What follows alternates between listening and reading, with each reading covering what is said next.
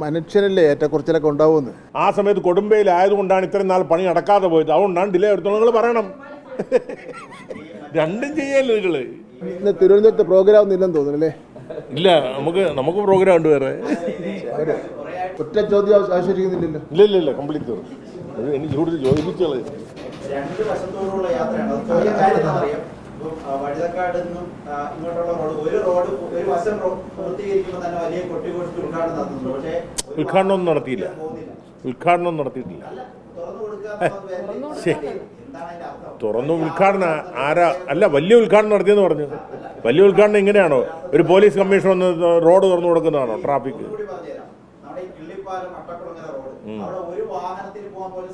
ഇപ്പോഴോ ഒരു സൈഡ് തുറന്നു കൊടുത്തില്ലേ? ഞാനൊന്നും പോകുന്നതല്ലേ അതില്. വൈകുന്നേരം അതെന്താ പറയുക, അതിലെ കൂടെ രണ്ടും വിടുന്നത്, അങ്ങോട്ടും ഇങ്ങോട്ടും വിടുന്നത്. അപ്പൊ ഒരു വണ്ടിക്കല്ല, രണ്ട് വണ്ടി പോകുമ്പോഴാ ബുദ്ധിമുട്ട്.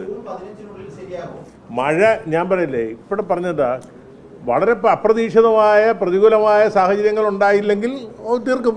നമ്മൾ ജൂൺ മാസം 15 ഞാൻ ചോദിക്കട്ടെ, ജൂൺ 8 മുമ്പ് ഞാൻ എല്ലാ ദിവസവും മഴ പെയ്താൽ നടക്കുമോ?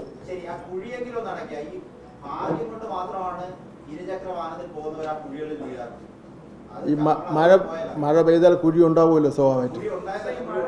ഇല്ല, കുഴി ഉള്ള ഞാൻ ചോദിക്കട്ടെ, മഴ പ്രതീക്ഷിച്ചുകൊണ്ടല്ലോ കുഴി ഉണ്ടാക്കുന്നത്. കുഴി വേണ്ടി വരും.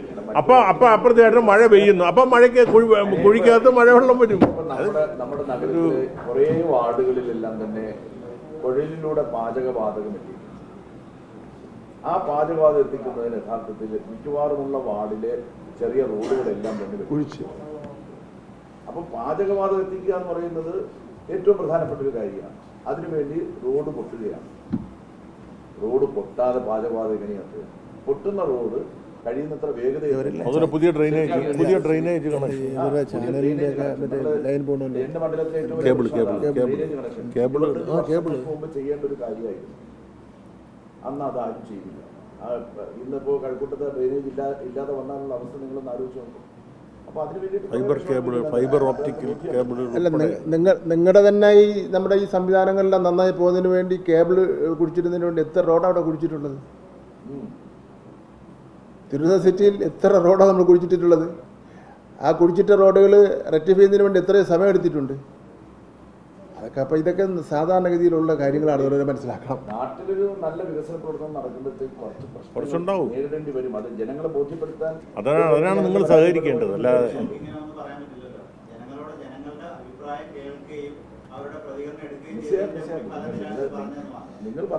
ഞാൻ പറയാം, ഒരു ഉദാഹരണം പറയാം. കഴിഞ്ഞ മാസം ചിലർ റിപ്പോർട്ട് ചെയ്തത്, ഈ കൊടും വെയിലത്ത്, ഈ ചൂടിൽ, ഈ സ്മാർട്ട് സിറ്റി റോഡുകളിൽ തൊഴിലാളികളെ കൊണ്ട് ഇങ്ങനെ പണിയെടുപ്പിക്കുകയാണ്, ശരിയാണോ? അതേ ആൾക്കാർ അതേ പിറ്റേ 2 ദിവസം കഴിഞ്ഞപ്പോഴത്തേക്കും തിരിച്ചു വാർത്ത എഴുതി. അതാണ് ഞാൻ പറഞ്ഞത്. ഇതാണ് ഞാൻ പറഞ്ഞത്. നിങ്ങൾ തന്നെയാണ് റിപ്പോർട്ട് ചെയ്തത്. നിങ്ങൾ തന്നെയാണ്. അതാണ് ഞാൻ പറഞ്ഞത്. നിങ്ങൾ തന്നെ റിപ്പോർട്ട് ചെയ്ത് 2 റിപ്പോർട്ട് ചെയ്തത് നിങ്ങൾ തന്നെയാണ്. പണി ചെയ്യിക്കാം, ചൂട് വെയിലത്ത് വീഴുന്നത്. അതാണ് ഞാൻ പറഞ്ഞത്. ഇത് രണ്ടും കൂടെ ചെയ്യരുത്. അപ്പൊ നിങ്ങൾ പറയണം, ആ സമയത്ത് കൊടുമ്പയിലായതുകൊണ്ടാണ് ഇത്രയും നാൾ പണി നടക്കാതെ പോയത്. അതുകൊണ്ടാണ് ഡിലേ എടുത്തോളം നിങ്ങൾ പറയണം.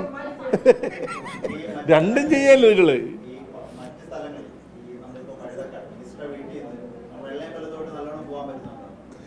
പ്രശ്നമുണ്ട്.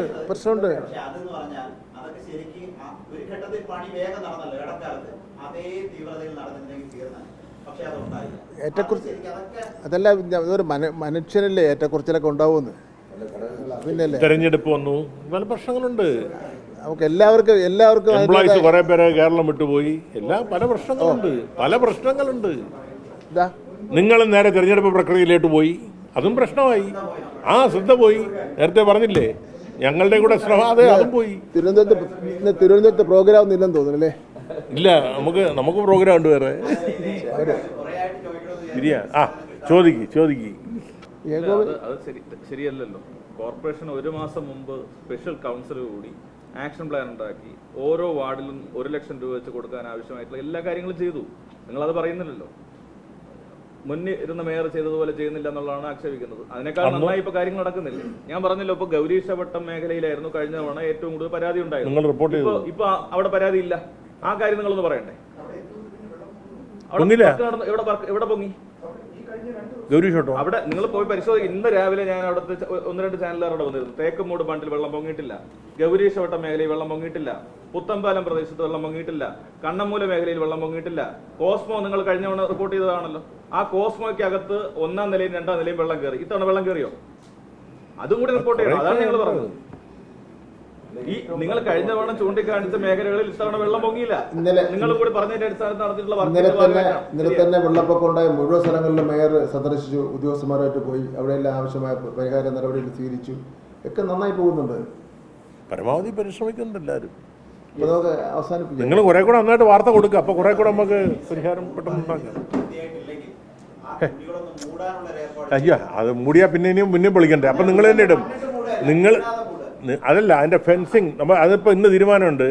ഈ ഇതുപോലെ തുറസായ സ്ഥലങ്ങളിൽ ഫെൻസിങ് വെച്ച് പിന്നെ ആളുകൾക്ക് ഒരു പിന്നെ അടയാളം ഡേഞ്ചറസ് ആണ്, അപായ ബോർഡ് വെക്കാനായിട്ട് ഇന്നത്തെ യോഗത്തിൽ തീരുമാനം എടുത്തിട്ടുണ്ട്.